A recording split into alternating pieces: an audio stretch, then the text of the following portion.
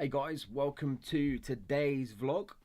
Today's one's going to be an interesting one. This is the first time I've sort of gone with anything like this before.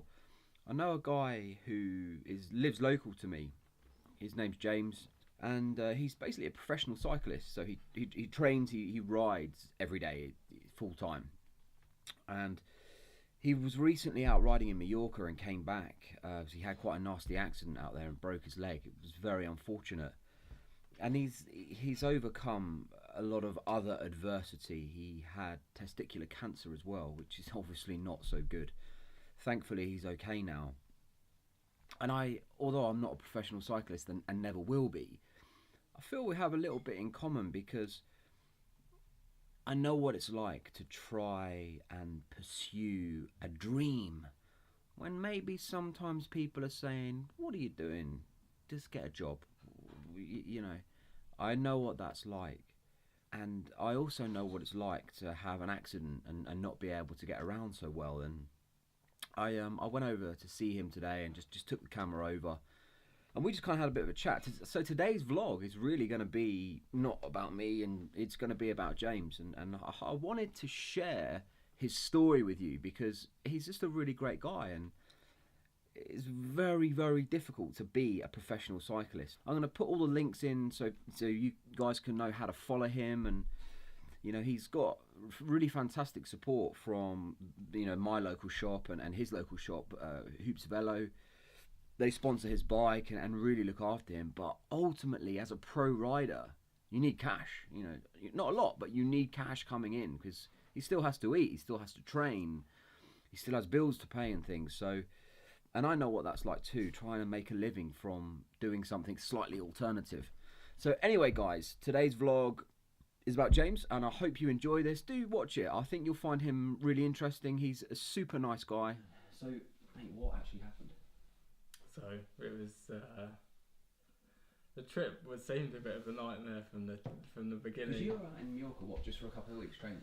Yeah, so it was 2 weeks. I went out on the 2nd of January. And well, the plan was 2 big weeks of training in nice weather. Yeah.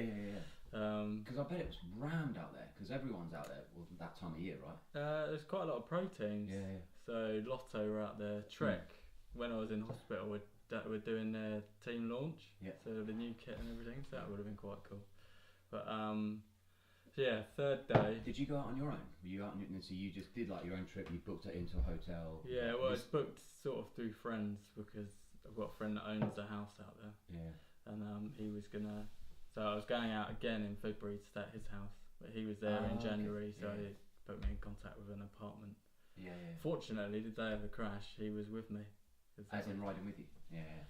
Would have been a nightmare if I'd been on my own. So yeah. Alright, so what actually happened? 3rd day there, we were descending from the Primoil, which is like the biggest climb on the island, into Surrey. It's like I think it's a 16-kilometre descent and probably a kilometre from the bottom. Long left-hander, so it's 180 degrees, but it's quite quick. Entered it quickly. Halfway around, damp patch, tyres just lost traction. Straight over on my side, slid, so I lost loads of skin. It wasn't the sliding that broke, it was the impact when you obviously hit something. Yeah, so slid, and then at the edge of the road was an Armco barrier. Leg hit the strut of an Armco barrier as I went underneath it, and then down a ditch beyond the road. Shit, so if it wasn't for the barrier, you would have been fine, just apart from lost skin. Yeah, pretty much. But like 5 metres further around the corner was a brick wall instead of the barrier, so it could have been that. Yeah. So in some ways I was unlucky because I hit the strut, but in other ways, like if I'd hit the strut on my head. Yeah. You kind of escaped really. Yeah. And the orthopaedic surgeon said you're going to be absolutely fine once the fib and tib have knitted back together, I assume. Yeah. Complete recovery. So yeah. In some ways, it kind of is lucky. Yeah, definitely. Yeah. But don't know. You just because I was sat in a Mallorcan hospital for a week in a room on my own. You just go over it. Believe you me, yeah, you start getting get pretty down, can't you? The mental demons start taking over. So I just sat there like, what was I thinking? Yeah, shit. But yeah, it's done now. Yeah. I'd rather it At happen least you now got- than yeah. later in the year, because I've Exactly. still got Exactly. time to recover and get fit again. So. Yeah. No, that was lucky. Daft question, did it hurt at the time? Would you have? Because when I had my accident, it didn't hurt at all. Initially, it was after it. So I don't know, not woke up, but you sort of come round from the. Was you knocked out? No. Okay. But you just like you land, you stop moving, and you sort of take stock. And I knew I needed to stop Richard, the fella I was with. Did he see what happened? Was he in front or behind? He was about 40 seconds behind me. So I was like, I need to get up to the road to stop him, because I was like, I don't know what's going to happen. So I went to move my leg, and the knee moved, but the foot didn't. It just bent in the middle. I was like, right, that's not going to happen. Not good. And then straight away there was a Mallorcan chap at the edge of the road shouting, don't move, in Spanish. Yeah. And he called an ambulance. Did he see what happened? And probably could see. Yeah, because he was there like instantly, so he must have. Lucky. And then Richard saw my bike, my lovely bike from Hoops, just strewn. What model was it?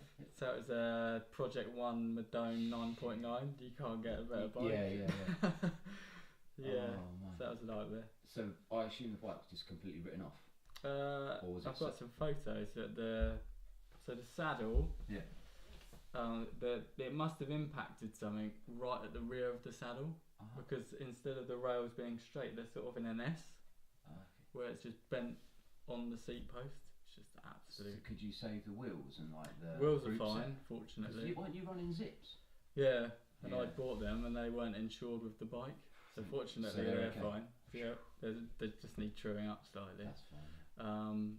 And yeah, the STI levers, because when I fell over, the bar dug in and swung round. Yeah. And the bar hitting the top tube has cracked the top tube. Yeah. So that's written the frame off. And then it just slid along on the STI levers. So it snapped one of them and they're just like scraped up. Easy fix. Yeah, fortunately Gary got me to insure them. So. Were you running a power meter as well? Yeah, so I've just had that. I sent that off to Train Sharp and they've just serviced it. Because Train Sharp, isn't that that's that Sean chap, isn't it? Sean Yates. Yeah, I've heard of that. They're supposed to be like the dog's bollocks, right? Yeah, especially for power meters. They're like they're the UK distributor for SRMs. I know about 1,500 quid, aren't they? For the SRM. 2.5, 3 grand. Yeah.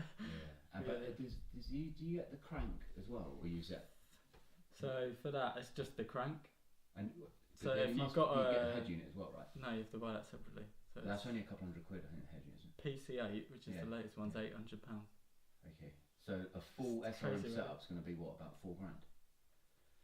It's nuts, do you think it's more? I use a Garmin, not a PC8. Yeah.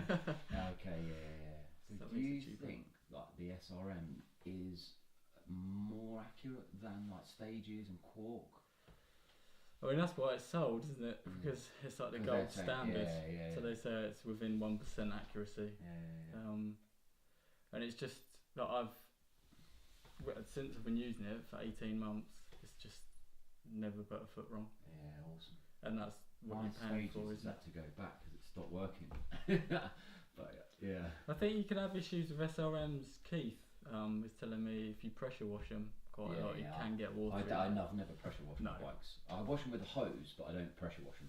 But he said that they had trouble because they pressure washed them after every ride at One Pro, didn't they? So. Do that, I don't know.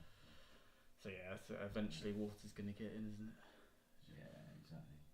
You don't want to think about that sort of thing. No. On the positive side, the bike's going to be, you're getting the bike sorted out. And the SRMs are fine. SRM's fine. My leg will be fine. Your leg will be fine. So actually, pretty positive. You'll be laughing about this.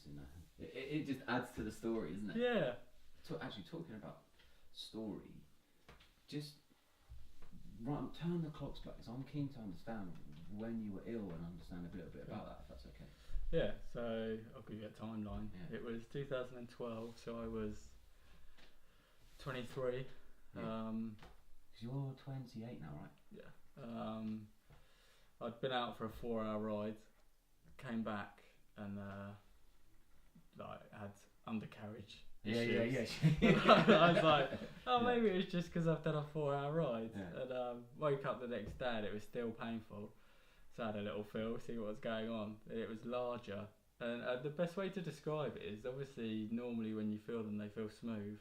It felt like the head of cauliflower, just rough and bumpy. I was like, that's not right. No. I was going to put it off. But you felt fine in yourself. Yeah. Yeah. Yeah, Okay. no problem at all. I was going to put it off till the end of the week, so see if it goes away. Yeah. But I spoke to my girlfriend who was at the time, who was travelling, and she said, no, you need to go to the doctor. And she was very persistent with that. Yeah. So came downstairs, said to Mo, I need to go to the doctor's today. She was like, oh, why? And I said, explained. So I went to the doctor's, he had a feel, and he's like, yeah, it feels a bit sinister. We need to get you a scan. So I think that was on the Tuesday. The Thursday I went for an ultrasound. Yeah. Went back. He called me on the way back from the ultrasound and said, I need to see you again. Come tomorrow. And then he said, we're pretty sure you've got testicular cancer. Yeah. Obviously a massive blow. He seemed to get more upset than I did. I felt like I was prepared for it, because as soon as I'd felt it, having read the Lance Armstrong story. Yeah, I think everyone's read that, yeah. I couldn't attribute it to anything else other than testicular cancer, but he got really upset, obviously, because I was young and it's a horrible thing to tell a young man. Yeah. So then we got transferred to a consultant urologist. And I had surgery probably a couple of weeks after that. Yeah. Not long. And then they'd done CT scans and it hadn't spread, so I just had one lot of chemotherapy as like a safety net. And then so that was in July, and by August, I think it was, I'd had another CT scan and they said that I was cancer free. Excellent. So again, pretty unlucky to get testicular cancer, but to catch it so early. Yeah, that and in that way, that was quite lucky that you got it and so to early. get it treated as quickly as I did. Yeah. What hospital treated you? It was Frimley for the surgery, and chemo is at Royal Surrey. Yeah. Daft question, I don't know, but how did you find the chemo and that side of things? Was it the most savvy experience you've ever had? The in your worst life, thing or? about chemo was going to the ward to have it. It's just the most depressing, upsetting place you could ever go. Yeah. And I didn't look any different. Yeah. And after the chemo, I got hiccups, I think, for 3 days. Yeah. Because of the steroids they put you on to stop your body fighting the chemo. So that was pretty knackering.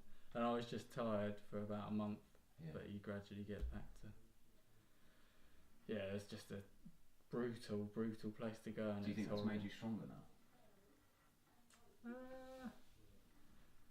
It just puts things into perspective. Yeah, massively. Yeah. Hugely. Yeah. Like I'd had loads of different jobs because I never settled into a job, and it just makes you think, why am I doing a job I don't enjoy? Why not follow the dream? Yeah, you're talking to me. Yeah. Yeah. Yeah. And, but I think unless it's very easy, just you grow up, you go to school, and then you get a job. Do you know what I mean? That's just what people do. Yeah. And unless you had someone say, or you have an experience that makes you think otherwise, it's just what everyone does. Yeah. You go out, you work. Most people don't enjoy their job. No. They come home and they enjoy the free time they get. Exactly. It's just... So when you find what you love, take that and run with it. That's what I tell Exactly. people. And then it's no longer work. Yeah, like you wake up every day and like, yeah, I'm training, I'm doing this, I'm doing that. Yeah. But awesome. Man. So do you have checkups like every 3 months or every 6 months? I'm on to 6 months now. Yeah. Because it's... And that will continue forevermore, I assume. No. It's 5 years this summer and then I'm done. Awesome. But I've always got open access to the doctor, so he said if you've ever got an issue, just ring us up and we'll see you. Yeah. But yeah, with regards to having scans and stuff, I'll be done. Awesome, man. Which is nice. You can sort of you forget that you had it, but when you go back, it's always a reminder. I'm always in the breast clinic or the prostate clinic as well. The only man or the only young person there. It's a bit weird. So the goals for this year, if everything goes to plan with the rehab and stuff, hoping to get a contract with a pro team, I'm guessing. Have you got any in mind around here? Or? No, any pro team. Yeah, so there's the 5 I think there are now. Just you explain the difference between, because a lot of people won't know the difference between a high-end pro team like Sky, and then you've got like the continental teams, and then the pro continental and the different levels. Okay, so to use a football analogy, Yeah. it's like Premier League, Championship, and League One. Yeah. So World Tour, that's Team Sky. Yeah. And there's 20 World Tour teams that race the Tour de France. Yeah. And all of the biggest races. Then there's the level below that is Pro Continental, and so those teams do the next level down. They're like 2 or 3 teams in the Tour de France will be Pro Continental. Yeah. But it's mainly made up of World Tour, and then below that is UCI Continental teams. So that's like JLT, Condor, Pedal Heaven. We're trying to get there, and so they do all of the UK based races, like the Tour of Britain and things like that. Well, actually, when is Tour Britain? Are you going to be able to get into that September. this year? Not this year. That's one of the things you have to get onto a pro team to do. Ah, okay, yeah. Like the Tour series, that's mostly Is UK. that? Do you mean like? Is that the Azumi, the Pearl Azumi thing? That's it. Where they do the crits and stuff. So that's you're not doing mostly. crit racing, are you? Well, I do. Yeah, okay. If you. But again, you have to be part of a team that's invited to do it in order. Does that make sense? Yeah. I guess a good fit would be Pedal Heaven, wouldn't it? Yeah, they don't exist anymore. Really? So for this year, the DS Tim Elvison's left Pedal Heaven and created his own team with, I think it's Bike Channel. Okay. Yeah. Have you heard about them? Oh yeah. And I'm Canyon. Bike Channel. Yeah. Canyon are doing a load of stuff. They're giving bikes away to all sorts of people doing stuff. Yeah. So yeah, that's cool. Cycling's huge here at the moment. I'll tell you something, like cycling, also for wealthy people that have got cash, older people that sort of later 40s, they've done their work. Cycling is becoming the new golf for Definitely. people. They're out. Mammals. Exactly. People, I'm getting approached now because I run little trips from Bangkok to Singapore, which is like one of the best legs from the world cycle. And I cycled all the way around Sri Lanka and a few other bits, and I've now got people approaching me saying, "Hey, can we go away and do this together and stuff?" So, and even travel companies that offer holidays are now starting to see there's an appetite developing for people who just want to go cycling, 100%. And there's different levels of it, isn't there? There's people that just want to have a nice, chilled, easy sort of trip, and then there's people that want to go and have a training camp just like the pros and be just like the pros, and then there's people that want to do hardcore touring and all sorts of stuff. It's pretty cool. Yeah, it's huge. Like when I started when I was 11, and all the way through secondary school, no one knew what cycling was. Cycling's exploded now, hasn't it? Gone huge. Which is good. There's Team Sky effect and the GB at the Olympics. Just bossed it, haven't they? So man. It's trickling down now. Sweet. So have you got an agent? No. My cousin Lee takes care of, because he's a graphic designer, so he takes care of like all that sort of stuff. My family in general are just heroes. Pleasure to catch up today, my good man. Cool guy, you're going to see the vlog coming up. Alright mate, yeah, I'll be in touch. I'll send you that link over so you can watch that film that I was going on about. It's awesome. And I'll cycle back over at some point, maybe next week, and I'll bring you a copy of the book, and then only if you want one, and then you can read it. Alright dude, I'll catch you later, yeah? See you, James.